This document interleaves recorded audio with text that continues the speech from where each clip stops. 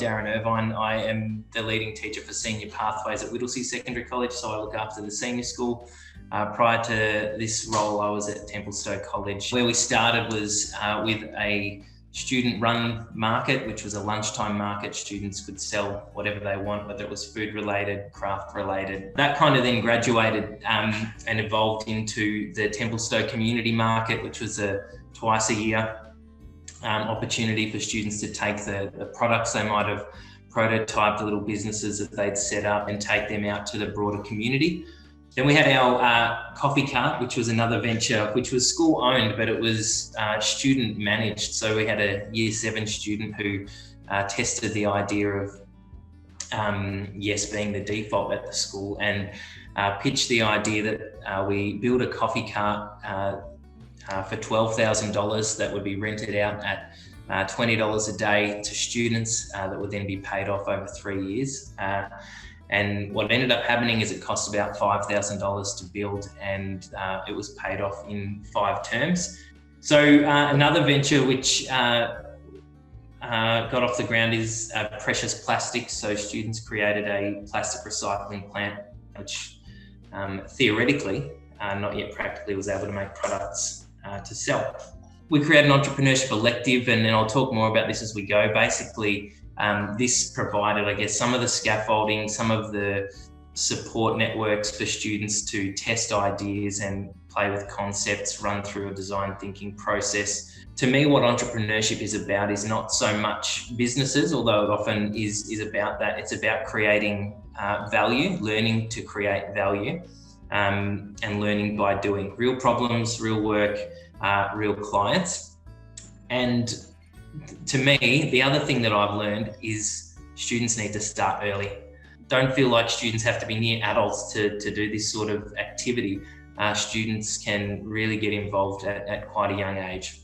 I'd like to introduce Christian Williams, and he is an entrepreneur, I would suggest, in his own right. And I started my teaching entrepreneurship by accident about 7 or 8 years ago, when we turned my year 6 classroom into a coffee shop every Friday, and kids were hopping the fence at 8 o'clock in the morning just trying to get in first. Really lucky that I work at Mentone Girls Grammar in Melbourne, and we have our own academy, which is a dedicated space to enterprise. My biggest job is making sure kids love coming to school, and that we're giving them the skills, the confidence, and the belief that they can chase their dreams and do some pretty cool stuff. This is a shot from Dimmick's bookstore, where all those books are our girls that we've been able to get published. And I run pretty much, got a kid that's got interested in something, we'll create a program for them. So these are some girls in Uganda that are using our water filtration kits that our girls have designed for them to be able to purify water in their local community. And I think this is what one of my kids said, and I love it, because we keep coming back to enterprise. Just your ideas are an extension of who you are. And I think entrepreneurship, enterprise is just a great way of figuring out what your kids' real gifts and talents are, and then showing them how they can use them to have fun and make the world a better place. Hi, my name's Michelle Mitchell, and I'm the Manager of Strategic Implementation at the Knox School. Our lunchtime club is a really popular way for students to get involved in entrepreneurship at the school. Students who join the lunchtime club often come in with an idea of something that they wish to sell. Another really great area to get involved in for entrepreneurship are challenges and competitions. And at the Knox School, what we run is the $20 Boss Program, the Conrad Challenge, and the Australian STEM Video Game Challenge. In each of these areas, students are required to pitch, write business reports, create prototypes of products, undergo all the different aspects of entrepreneurial activity, but not necessarily sell something to other students or create something for a lunchtime club. Quite often students come up with some really great ideas for entrepreneurship, and they come running into my lunchtime club and they ask for cash to get started. My initial reaction to the students is always, I'm not giving you the cash, you need to find out a way to do this yourself. And so what I tend to do is I support them through a process of raising cash. Usually at our school, that means a barbecue over a couple of lunches, and the profits from the barbecue are then used to begin the business venture that the students want to delve into. Do schools out there have experience with students getting businesses up and running and then continuing them going? What's the life cycle like of those things? It really does need a champion or a pioneer, or a range of champions or pioneers who are motivated towards it. You do need there to be a meeting of student passions and interests with staff abilities and interests and passions as well. And that's where you really see something like that grow up. Last year, I made the decision as head of department to throw out our commerce course, and we've completely written our own course here called Entrepreneurs and Innovators. It's not perfect, it's evolving. One of the biggest things I learned throughout the year was I had a scaffold framework of all the different things I wanted the kids to have a look at, including we'd stop every 3 weeks for a week, and I would pitch the kids, this is an innovator in the music industry. So I gave them the David Bowie spiel and why it was amazing. Then they had to come back each and pitch to the class another innovator. So we were learning a huge amount from each other, but they had a lot of choice in the year, and they still have this year. The quicker you get things finished, the better. I see it's hugely important that you're able to harness kids' enthusiasm and passion and get it happening straight away. Kids have got a good idea. You need to get that moving as quick as possible. You need to get them to make something, sell something, and straight away. So a great example that I had with some girls in grade 5. It's like, hey girls, next week we're gonna make a lemonade stand. We're gonna do it on Monday, go for it. Monday lunchtime, girls brought some lemonade and some, a jug and some cups, and set up, one of the tables outside in the playground. Horrible mess. They don't make any money. And I'm like, girls, what happened? And one of my girls, she goes, oh, you know what? I don't think it was very hygienic.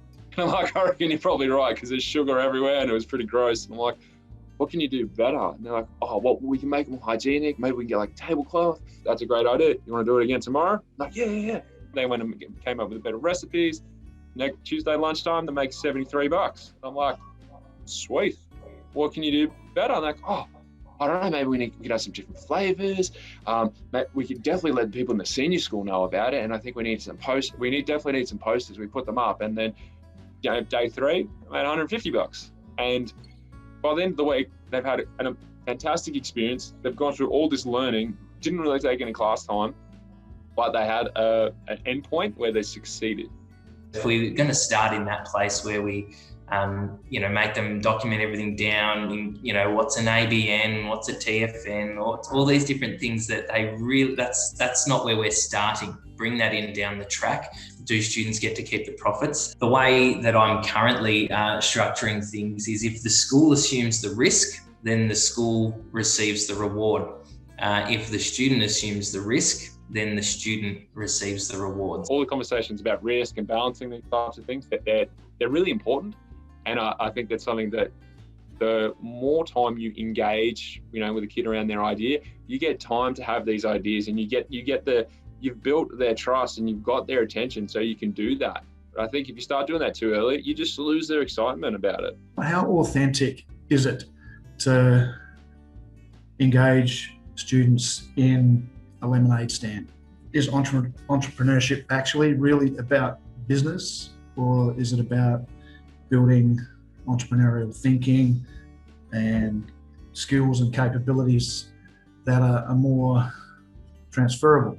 I think the whole point of coming to school is we're giving kids as many opportunities as possible to succeed, pump them up with as much love and positivity and self-belief that they can take on anything. Building a lemonade stand is no different than, having a lesson on protractors or whatever, because the end goal is, these are the skills and things that we want our kids to be able to do. We want them to solve problems. We want them to believe in themselves and know how to fix things when things go wrong. What we're trying to do at Cecil Andrews College is to get the entire school, the entire teachers involved in this whole gamut of entrepreneurship.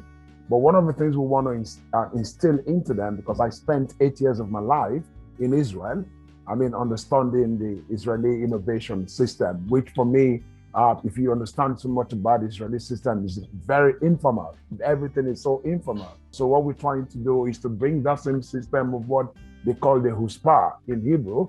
Chutzpah simply means audacity, where the kids become so audacious. And it starts actually with a conversation. So what we're trying to do is to, first of all, start a conversation in the school about entrepreneurship.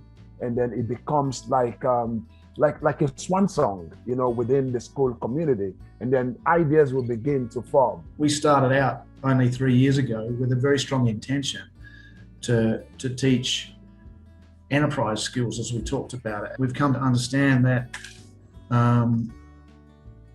expecting that our young people will produce a launch-ready business within 12 months is pretty unrealistic. So we don't run entrepreneurship programs based on, Cert 3 in business or micro business or anything like that anymore, because we've just observed what works and what doesn't. One of the things that we talk about a lot is that students don't necessarily get the credit that they deserve in terms of what they're capable of. Dealing with some real, prodigies, some superstars, as I did, but then also having people coming through an elective that it was either chosen by their parents or they didn't know what it was, dealing with everything in between. For me, part of the challenge is, well, how do I meet them there, where they're at? And that's why it does come back to exactly what you're saying, entrepreneurial learning. It's not about the end game being they've got a business. I would agree that often when I've seen people explore entrepreneurship in schools, that they go automatically to food, and it is tokenistic in some ways. I think the thing Christian was talking about was kids that were far, far younger than that, and it's the ideal place for young kids to start. Low barriers to entry, very easy. As they get older, we would challenge them and go, that's not a business. We would actually challenge them and say, there has to be a commercial reality to what you're doing, or try something a little bit, more adventurous. We had one kid that was running a pop-up shop. He was an Iranian kid, and he had a container load full of jewelry and products from Iran, and he would wait for a shop to become available, and then he would literally start his own pop-up shop. So that is fully scalable and something that he would take on an ongoing basis when he finished. Be cautious of food, but food for some kids, food might be an actual entry point. We had another girl, one girl that used to do all our catering, and she would cater for, up to 200 people at a time. The only time we talk about a scope and sequence, and we're talking about really, to be honest, boring skills. One thing that no one's talking about in entrepreneurship is the scope and sequence of the types of businesses that kids are able to create, and when and where that is appropriate. And when we're talking about food businesses, Peter, that stuff is awesome. When you've got kids that are in like grades 1, 2, and 3 doing an online food safety course, that's gold, because that's like that is literacy, in an incredibly real context. And when they're learning, recipes, and they're making cupcakes, for the Mother's Day stalls, and they're doing this in prep in year 1, that's awesome. And I think there's so much pressure on teachers when they're thinking about entrepreneurship. It's like, we have to get the kids to actually do something that's real, right? Or that's going to sound more impressive than making lip gloss. But that's totally cool. One thing which I would like to raise is that entrepreneurship, or let's call it self-employment, is an incredible vehicle for kids that come from, or that don't come from, privilege. And so I got put onto this by a fellow that I did a TED talk, many, many years ago, 5 years ago. And he was actually working with prisoners. So he was working with people who'd been released from the justice system on helping them establish a micro business or self-employment. And that could be anything from cleaning windows, cleaning car windows at the corner of a busy intersection, to doing washing for people, mowing lawns, etc. Because particularly for people that have disabilities, mental health issues, they haven't got a stable work history, having self-employment can be a game changer in terms of their mental health, because they're never unemployed, they just haven't got their next gig yet. I would like to be able to transition the kids in a way where they're having those multiple exposures as they go through the levels, to be able to get to a point where they're in 7 and 8, where they can start to begin to pick streams which are more along the lines of where they want to head in their relative interests. I was wondering if anyone's had experience with how that might look, or how that's kind of functioned along the years. Just find cool experiences first, and then worry about the entrepreneurship second. There's an awesome kid in Melbourne, his name's Morgan Hitworth. He started a business when he was 15 with donuts. Started his local cafe, and now he has his own cafe. When he was in year 12, his parents were working for him. like, that's a cool experience to go to meet this kid and talk and have you try his donuts. I remember an experience where we had students making pizzas on the outdoor pizza oven, and other students busking all around the permaculture garden, other students making organic cordial, all during a lunchtime, just random event. And then we didn't have a bell then, but then it was time to go to class, and we're like, oh, we better pack this up so everyone can go learn. It upset me a bit, even in the school that I was in, with all its freedom and flexibility and blurry lines. I think you have to look at what the experiences are, and you can't always define it back to the curriculum point. If you start at the curriculum point, then it's hard to be creative from there. You kind of got to go with what's in front of you. I've seen it before, and even today when I was in the classroom with the kids and we were going through a design project that we were looking at for a new space that we're creating, and giving them the rein to develop it and grow it. And as soon as you head into, like you're saying, the ABN side and the budgeting and all that sort of stuff, it just drains any type of life out of that learning, because it's moved away from that kind of organic nature of and the excitement of building it out. We had a young person that wanted to take photos at parties, and he had a great logo that he developed. And I was talking to him about what he wanted to do, and he goes, I want to take photos at parties, and I've got this great logo. And I said, can you actually take a photo in low light?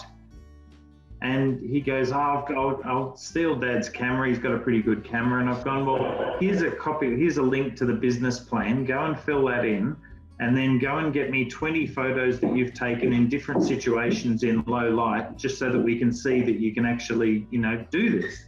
Anyway, he didn't come back to me, and, I saw him out by the photocopier because I didn't have an office. I happened to be in the resource centre. And I called him over and I've gone, mate, where's that business plan?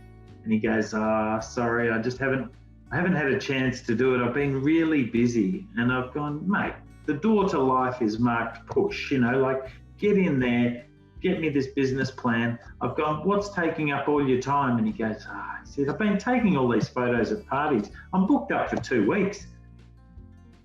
And I've gone, but you haven't got a business plan. And he goes, no, but I've got a great business. And so I guess that was the learning for me, is, to some degree, forget the business plan, particularly in as Fred says, in those early startup phases, some rough planning, but you could do it on the back of a serviette. Think about a normal class, a history class, a maths class, a science class. You've got 40% of kids that are totally disengaged anyway, at best. And many of them don't learn anything in a given lesson. So you can't compare entrepreneurship and say, I've only hit, half the class. That's huge. My big takeaway from today is that if the children come with an idea, it happens as soon as possible. I've got a lot of children in my class, like in year 4 and 5, that have ideas and ways. Maybe it's to change the world, or maybe it's just to sell a product, but they've got ideas and things that they need a platform to try out, and need to open that platform up for them and really make those opportunities available to them.